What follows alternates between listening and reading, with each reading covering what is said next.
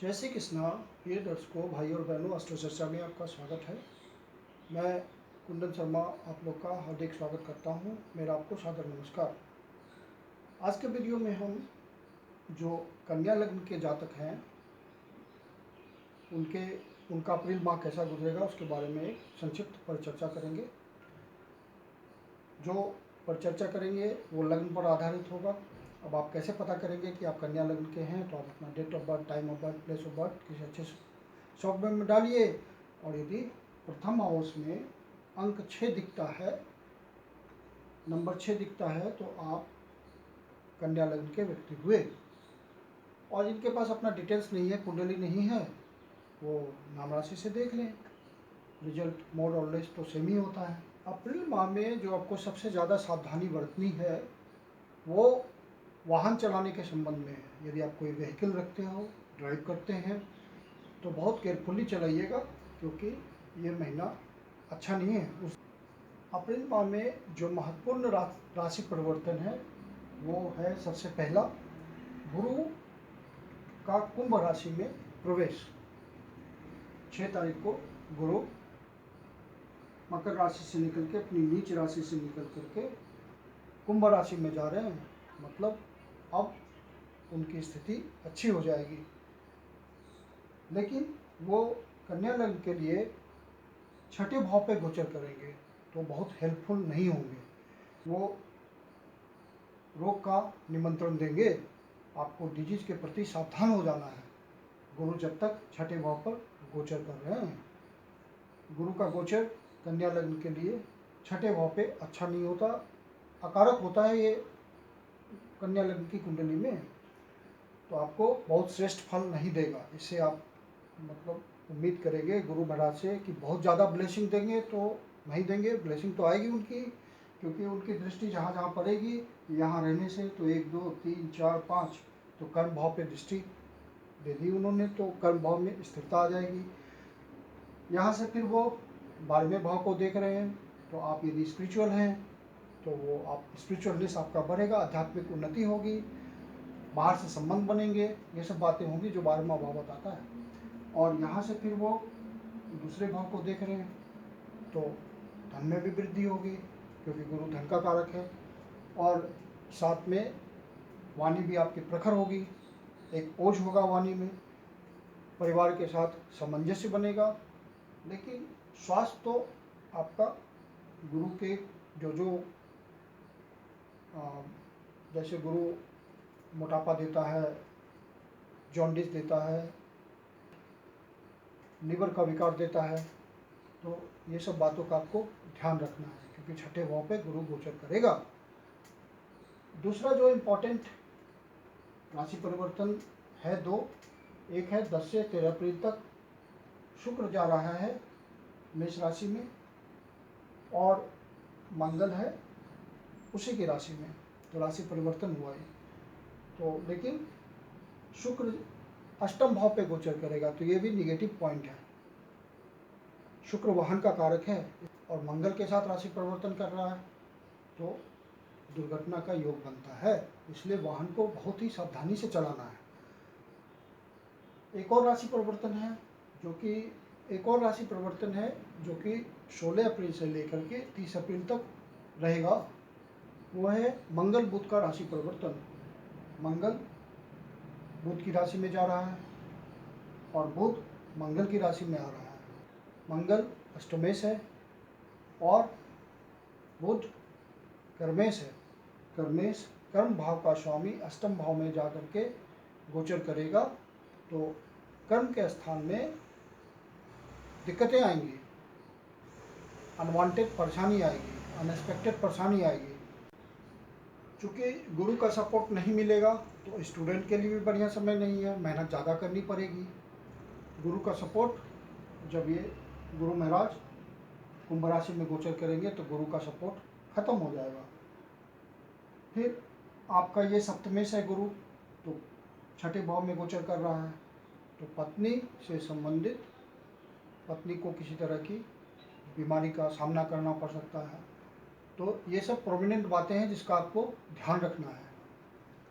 बच्चों के पीछे किसी भी कारणवश स्टडी के पीछे या किसी भी कॉज के लिए ज़्यादा खर्च करना पड़ेगा, एक्सपेंसेस आपके बढ़ जाएंगे, कॉन्फ्लिक्ट बढ़ जाएंगे।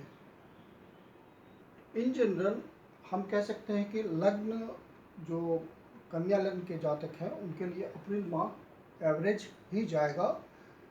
कुछ बातों का ध्यान भी बहुत रखना है, जैसे वाहन का ध्यान रखना है, बीमारी का ध्यान रखना है, और जो वयोवृद्ध मतलब 50 से ऊपर वाले कैटेगरी के लोग हैं उनको तो विशेष ध्यान रखना है। अब मैं डेट वाइज आपको बता रहा है कि किस किस एरिया पे आपको फोकस करना है। 1 और 2 तारीख को आपको किसी सोर्स से किसी तरह का धन प्राप्ति की संभावना है। फुलफिलमेंट ऑफ डिजायर भी होता दिख रहा है, कोई न कोई आपकी डिजायर, कोई इच्छा अवश्य पूर्ण होगी। लेकिन शेयर बाजार से आपको, यदि आप उम्मीद कर रहे हैं कि कुछ धन आएगा, तो वो नहीं आना है, क्योंकि शनि जब पंचम भाव पे गोचर कर रहा होता है तो कोई शेयर मार्केट से धन नहीं देता हो। जो लव बर्ड्स हैं, जो प्यार का इजहार करना चाहते हैं, उनके लिए भी ये बढ़िया समय नहीं है। 13 तारीख को और 17 तारीख को वो प्रपोज कर सकते हैं। उन दिनों वो 2 दिन जो है बात बनने की संभावना है। अन्यथा ये माह एवरेज ही है, कुछ खास नहीं देना। लव एंड रोमांस के मामले में यह महीना निगेटिव है। इस महीने विवाह की भी कोई संभावना नहीं है। 3 और 4 तारीख को आप अच्छा दिन नहीं मान सकते, तनाव भरा रह सकता है, और इसमें कोई भी मेजर डिसीजन आप नहीं लेंगे। मेजर डिसीजन आपको नहीं लेना चाहिए। 5 और 6 तारीख को आपको घर पे समय बिताने का मौका मिलेगा, परिवार के साथ, अपने बच्चों के साथ, और अपने लिए आप समय निकाल पाएंगे। अपने लिए समय निकालना चाहिए, और कुछ इम्प्रूवमेंट होना चाहिए उस समय में, कुछ सोच विचार होना चाहिए, क्योंकि अपना समय निकालेंगे तभी तो आप अपने आप को निरीक्षण कर पाएंगे, इंट्रोस्पेक्शन कर पाएंगे, और कुछ आगे बढ़ पाएंगे। 7 तारीख को कुछ न कुछ मनी आने का योग है, और फन एंड इंटरटेनमेंट, एंजॉयमेंट आप अपने परिवार के साथ कर सकते हैं, समय गुजार सकते हैं। 8 और 9 तारीख को कर्म स्थान में कोई चैलेंजेस आ सकता है, उसको ब्रेवली आपको फेस करना है। 10 और 11 तारीख को आप मानसिक रूप से संतुष्ट रह सकते हैं, मन खुश रहेगा, और आनंद भरा ये 2 दिन गुजरेगा। जो स्टूडेंट्स हैं उनके लिए स्पेशली 12 तारीख का दिन बहुत बढ़िया है। उस दिन वो कुछ क्रिएटिव वर्क कर लें या कुछ दिन भर स्टडी कर लें, वो बड़ा फ्रूटफुल रहेगा। उस दिन का पढ़ा हुआ बहुत अच्छा गुजरेगा। 13 और 14 तारीख को यदि आपका लोन वगैरह के लिए कोई एप्लीकेशन चल रहा है या अप्लाई करना चाहते हैं, तो वो बढ़िया दिन है अप्लाई करने के लिए। अप्लाई किया हुआ है तो सैंक्शन भी हो सकता है, मतलब लोन मिलने की संभावना है। और मैटरनल साइड से यदि आपकी कोई इच्छा है तो मामा का फेवर मिलेगा। आप कोई काम उनसे करवाना चाहते हैं, कोई इच्छा है आपकी, तो वो आपको फेवर कर देंगे। 15 और 16 तारीख को लाइफ पार्टनर के साथ, लव पार्टनर ही है तो उसके साथ समय बिताने का आपको मौका मिलेगा, एक दूसरे को समझ पाने का मौका मिलेगा। 15 और 16 अप्रैल को वाहन चलाने को अवॉइड कीजिएगा स्ट्रांगली, और यदि चलाना भी पड़े तो बहुत ध्यान रखिएगा इन 2 डेट्स का। 17 तारीख को आपको कोई रिस्क नहीं लेना है। ससुराल पक्ष से आपको कुछ सहयोग मिल सकता है, किसी तरह का भ्रांति होगी तो उसको सुलझा सकते हैं आप।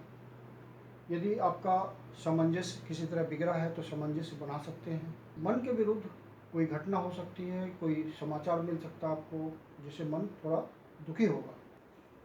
18 और 19 तारीख को आपका कुछ रिलीजियस नेचर बनेगा, तो जब रिलीजियस नेचर बनेगा तो आप मंदिर जाने का मौका मिले, मंदिर चले जाइए।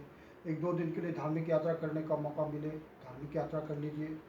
इन सब बातों का लाभ तो मिलता ही है, वो रिटर्न होता है किसी न किसी रूप में। भाग्य का सहयोग मिलेगा। मान लीजिए कोई काम अटका हुआ है तो इन दिनों यदि होने की चांसेस है तो हो जाएंगे वो। भाग्य का फुल सपोर्ट है इनमें। 20 तारीख को जहां आप वर्क करते हैं तो अपने स्टाफ के साथ आपका बहुत सहयोग रहेगा, बॉस की तरफ से पूरा अप्रिसिएशन मिलेगा। मतलब कर्म स्थान के लिए ये दिन बहुत ही इम्पॉर्टेंट है। 20 और 22 तारीख आपके लिए अच्छा दिन साबित होगा। दोस्तों के साथ एंजॉय करेंगे, परिवार के साथ एंजॉय करेंगे, कुछ इन्वेस्टमेंट भी कर सकते हैं, दूसरे ढंग का नए विचार से प्लान कर सकते हैं इन्वेस्टमेंट को। 23 और 24 तारीख को आपको सतर्क रहने की ज़रूरत है, केयरफुल रहना है और कोई भी डिसीजन को टाल दीजिए, मेजर डिसीजन को टाल दीजिए, कुछ बहाना बना के टाल दीजिए। कर्म स्थान में कुछ प्रॉब्लम हो सकती है, उसको आपको सावधानी से टाल देना है। 25 तारीख को आपको अपने लिए वक्त मिलेगा, अपने आप को रिवाइव कीजिए, ये आपके लिए आत्मनिरीक्षण का दिन है, इसका लाभ आपको उठाना चाहिए। फिर 26 और 27 तारीख को आपके पास कुछ धन आना चाहिए, किसी सोर्सेज से धन आना चाहिए, धन आने का योग बन रहा है और आपको कुछ रिकॉग्निशन मिल सकती है किसी तरह की समाज में, चाहे वो छोटा रिकॉग्निशन हो, बड़ा रिकॉग्निशन हो, किसी तरह का सम्मान की संभावना है। परिवार के साथ भी आपको समय बिताने का भरपूर मौका मिलेगा। 28 अप्रैल आपके लिए, जैसे कोई आप नया इनिशिएटिव लेते हैं, नई मीटिंग करते हैं, नया अपॉइंटमेंट है, तो वो सारे सक्सेसफुल होने के पूरे चांस हैं। ये एक बढ़िया दिन है आपके लिए, आपके कर्म क्षेत्र में सफलता बता रहा है। 29 और 30 तारीख आपका बढ़िया गुजरना चाहिए, आप प्रसन्नचित्त रहेंगे इन 2 दिनों। घर पे समय बिताने का पूरा टाइम मिलेगा आपको और इन 2 दिनों को आप एंजॉय कर पाएंगे। 13 अप्रैल से चैत्र नवरात्र शुरू हो रहा है। माँ दुर्गा की उपासना करने का ये समय होता है, ये विशेष दिन होते हैं सिद्धि के, आध्यात्मिक उन्नति के। 21 तारीख को रामनवमी है, तो आप का मान लीजिए चंद्रमा कमज़ोर है कुंडली में या शुक्र कमज़ोर है, तो इस समय दुर्गा जी का उपासना करना चाहिए, नवरात्र करना चाहिए, आध्यात्मिक लाभ उठाना चाहिए, अपने प्लैनेट्स को मजबूत करना चाहिए ताकि भविष्य की परेशानियाँ कम हो जाए, ताकि भविष्य में आने वाली जो परेशानी है उसमें दैवी सहायता मिल पाए और हमारा कष्ट कम हो सके। एक तरह से ये रिमेडी हुई। तो आशा करता हूँ कि वीडियो आपको अच्छा लगा होगा। अच्छा लगा तो लाइक कीजिए, सब्सक्राइब कीजिए, शेयर कीजिए। यदि आपके जीवन की कोई समस्या है जिसका समाधान आप उससे चाहते हैं तो मेरी परामर्श ले सकते हैं।